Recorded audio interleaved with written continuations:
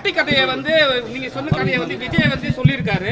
அது உங்களோட தொண்டர்களும் சரி, உங்களோட எல்லாருமே சரி, நண்பர்களும் சரி, அவங்க வந்து எங்க சீமான் அண்ணா சொன்னதுன்னு சொல்றாங்க. ஆனா அவங்க சைடுன்னு பார்த்தா இதெல்லாம் ஒரு கதை, இதை போல புனைப்பு கதைன்னு சொல்றாங்க. அது எப்படி பாக்குறீங்க? கதை அது கதைனால அந்த முதல்ல அதை அந்த இந்த நிலத்தில் எடுத்து சொன்னது யாருன்னு இருக்குல்ல. நான் அதை 2021 தேர்தலில் வாக்கு சேகரிக்கும் போது ஒரு நேர்மையாளனை உண்மையானனை தேர்வு செய்யுங்கன்னு நான் அந்த கதையை சொல்கிறேன். அதை தம்பி வந்து இன்றைக்கி அதை நான் வந்து இந்த நாட்டின் இளவரசனை தேர்வு செய்கிறதுக்காக சொன்னேன். அடுத்த மன்னனை அவர் தளபதின்னு மாற்றிட்டு அதை சொல்கிறாரு. அதில் வருத்தம் இல்லை. அது இப்போ ஒன்றிலிருந்து ஒன்று கட்டுறதை நான் எங்கேயோ கட்டுறதை நான் சொல்கிறேன்.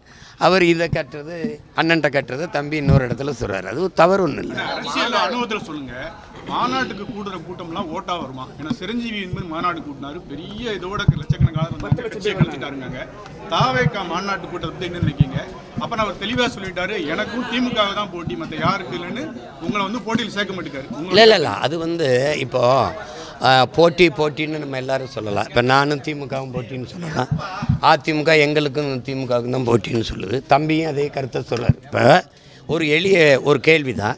ஒரு சித்தாந்தத்தை ஏற்கனவே முன்வைக்கப்பட்டு அது மக்களால் ஏற்கப்பட்டு சித்தாந்தமாக ஏற்கப்பட்டுச்சா எப்படி ஏற்கப்பட்டுச்சுங்கிறது வேறு. 60 ஆண்டுகளுக்கு மேலே அதிகாரத்தில் இருக்கிற ஒரு சித்தாந்த கோட்பாடு திராவிடம் திமுக அப்படின்னு. அந்த சித்தாந்தத்தை அதை தாண்டி இன்னும் ஒரு சித்தாந்தம், அந்த கொள்கை கோட்பாடுகளை தாண்டி ஆகச்சிறந்த கொள்கை கோட்பாடுகளை வச்சுத்தான் அதை வீழ்த்த முடியுமே ஒழிய ஒரு சித்தாந்தத்தை ஒரு சினிமா வந்து வீழ்த்திட முடியாது. உங்களுக்கு நான் சொல்கிறது புரியுதுன்னு நினைக்கிறேன்.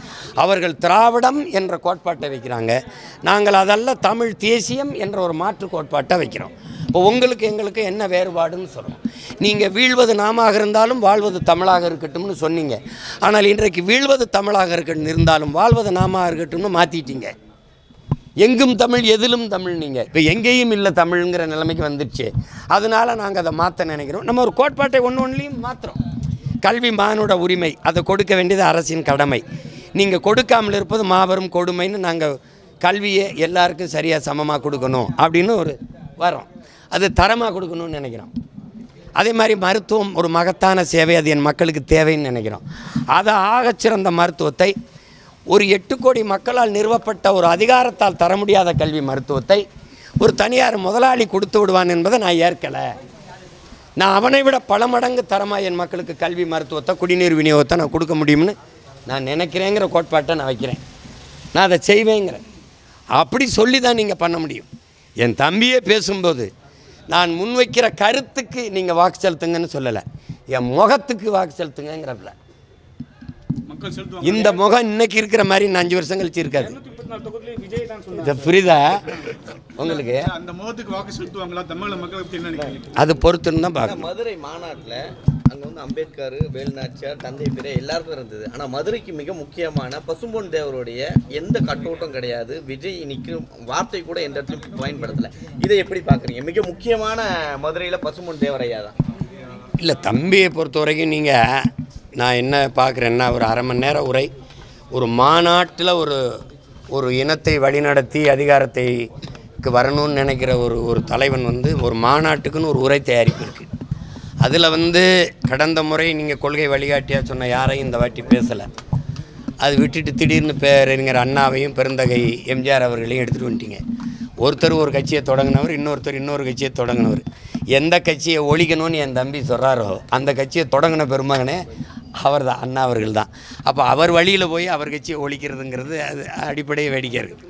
ரெண்டாவது, மதுரை அப்படின்னாவே என் தம்பி தராமல் பாருங்க. ஒன்று மீனாட்சி அம்மன் கோயில், வைகை, அப்புறம் நாங்கள் இப்போல்லாம் ஜிகிர் தண்டா, ராத்திரி இட்லி கடையெல்லாம் ஏப்பா விட்டாயின்னு அதெல்லாம் அடையாளம். மதுரைன்னா அதுக்கு ஒன்று அது தேடி அதுக்கு சொல்லணும். அதை விட்டுட்டு அவன் பேசுகிறம்போது பாருங்கள், எம்ஜிஆர் யாருன்னு தெரியுமா உங்களுக்கு? எம்ஜிஆர் யாருன்னு தெரியுமா? டேய் உனக்கு தாண்டா இப்போ தெரியுது, எல்லாருக்கும் தெரிஞ்சாண்டா அவரை முதலமைச்சராக இருக்கான், அவரை புகழ்ந்துருக்கான். அப்படி தெரியுது இல்லை, அவர் அப்போ தான் அவர் தெரிஞ்சுக்கிறாரு எம்ஜிஆர் யாருன்னு தெரியுதா. எங்கள் அண்ணன் விஜயகாந்த் தெரியுதாண்ணே. நான் என்ன கேட்குறேன், டே அவர் கட்சி ஆரம்பித்தாப்புல அவர் போட்டிட்டார். நான் கூட அவர் போட்டிட்ட அவர் கட்சி வேட்பாளர்கள்லாம் போய் ஆதரவாக வேலை செஞ்சேன். ஏன் அவருக்கே போய் ரிஷிவந்தியத்தில் வாக்கு சேகரித்தேன். 2011 உங்களுக்கு தெரியும், அம்மையார் ஜெயலலிதாவோட அவர் கூட்டணி வச்சுருக்கும்போது. ஆனால் நீ அவர் இருக்கும்போது அவருடைய கட்சிக்கு ஆதரவாக பேசுனதோ அவரை போய் பார்த்ததோ இல்லை. இன்றைக்கி முதல் மாநாட்டில் அவர் பேரை குறிப்பிட்டிருந்தீங்கன்னா மகிழ்ச்சிக்குரியது. முதல் மாநாட்டில் பேரறிஞர் அண்ணா என்ற பெருந்தகையோ ஐயா எம்ஜிஆரை குறிப்பிட்டிருந்தீங்கன்னா மகிழ்ச்சிக்குரியது. திடீர்னு வந்து 67 மாதிரி ஆட்சி மாறும்னா 49 ஆரம்பித்த கட்சியை 67 தான் ஆட்சியை பிடிச்சாங்க. யார்? அண்ணா அவர்கள். அதுக்கு எவ்வளவு காலம் விலை கொடுத்துருக்கிறாரு. அதுக்கு முன்னாடி 2 முறை தேர்தல் நின்று வென்று தோற்று வந்து 22 விழுக்காடு வாக்கை வச்சு மூதறிஞர் ராஜாஜி, கம்யூனிஸ்ட் கட்சி, அப்புறம் நம்முடைய தமிழர் தந்தை ஐயா சீபா ஆதித்தனாருடையது, ஃபார்வர்ட் பிளாக், இந்த கட்சிகளெல்லாம் இணைச்சிக்கிட்டு தான் நின்று வென்றாங்க. அப்போ அது ஆண்ட சொல்லிட்ட மாதிரி அது டப்புன்னு மாறிடாது. ஆனால் நீங்களும் தனித்து நிற்கீங்க, தாவேக்காவும் தனித்து நிற்குன்னு சொல்கிறாங்க. உங்கள் 2 பேருக்கான போட்டி எப்படி இருக்கும்? மதுரை மாநாட்டோட கூட்டம் ஓட்டாமல் வருமா? மேடையில் அதில் நாங்கள் வந்து நீங்கள் இந்த நாடை என் கனவுக்குள்ளே ஒரு நாடு இருக்குல்ல, அந்த நாடு எப்படி இருக்கும்னு உங்களுக்கு காட்டுவேன். நான் சொல்கிறது புரியுதுன்னு நினைக்கிறேன். போட்டு காட்டுவேன். என்னுடைய ஆட்சியில் கல்வி எப்படி இருக்குது பாருங்கள், எங்களுடைய ஆட்சியில் சாலை எப்படி இருக்குது பாருங்கள், எங்களுடைய ஆட்சியில் காவல்துறை எப்படி இயங்குது பாருங்கள், போக்குவரத்து எப்படி இருக்குது பாருங்கள் அப்படின்னு காட்டுவேன். இது சாத்தியமான பாருங்கள், இந்த நாட்டில் இது சாத்தியப்படுது பாருங்கள், இப்படி வேலை வாய்ப்பை கொடுப்பேன் பாருங்கள், இப்படி மருத்துவத்தின் தரத்தை கொடுப்பேன் பாருங்கன்னு என்ன சொல்லுவேன். பேசி நீங்கள் நம்பலை. ஏன்னா 15 வருஷம் என்னை காலி பண்ணிட்டீங்க. ஆனால் இப்போ நான் உங்களை நம்பலை. அதனால் என்ன செய்கிறேன், இந்த வாரம் இப்படி இருக்கும்னு காட்டிடுறேன். எப்படி அதை நீ பொறுத்திருந்தான் பார்க்கணும். ஆனால் தொண்டர்களை இழிவுபடுத்தின தொண்டர்கள் ரசிகர்கள் இழிவுபடுத்துறதுல இது கிரீஸ் தடவி அவங்க கேவலப்பட்ட ஒரு விஷயம் பண்ணியிருக்காங்க. யாரும் கிட்ட நெருங்காதபடி அதை வந்து கேட்டு பார்த்தீங்கன்னா நீங்களே வீடியோ பார்த்துருப்பீங்க. அணில் குஞ்சு விஷயத்தை ஒன்று பண்ணியிருப்பாங்க. அது எப்படி நான் பார்க்குறீங்க? ஏன்னா எல்லாத்தையுமே இன்றைக்கி பேசுகிறேன், நாளைக்கு கூட்டம் இருக்கு. நீதிமன்றத்தையும் நீதித்துறையும் அவமதித்து பேசியதாக சீமான் மீது வந்து பதிவு செய்யுங்க அப்படின்னு நீதிமன்றம் சொல்லியிருக்கு. என்ன அப்படி தவறாக பேசிட்டீங்க? எங்கே உங்களுக்கு சொல்லுங்கள். எங்கே எப்போ சொல்லியிருக்கு? அதெல்லாம் எதிர்கொள்வேன். உள்துறை அமைச்சர் அமித்ஷா வரும்போது இப்போ வந்து லேட்டஸ்டாக வந்து ஒரு சட்ட மசோதா நிறைவேற்ற போகிறாங்க. அதாவது 30 நாட்கள் சிறை தண்டனை அனுபவிச்சவங்க பிரதமராக இருந்தாலும் முதல்வர் இருந்தாலும் பதவி பறிக்கப்படும் அப்படின்ற ஒரு சட்டத்தை ஏற்ற போகிறாங்கன்றாங்க. இதை எப்படி நீங்கள் பார்க்குறீங்க? அப்படின்னா அவங்க 2 பேரும் தான் முதல்ல பதவியில் இருக்க முடியாது.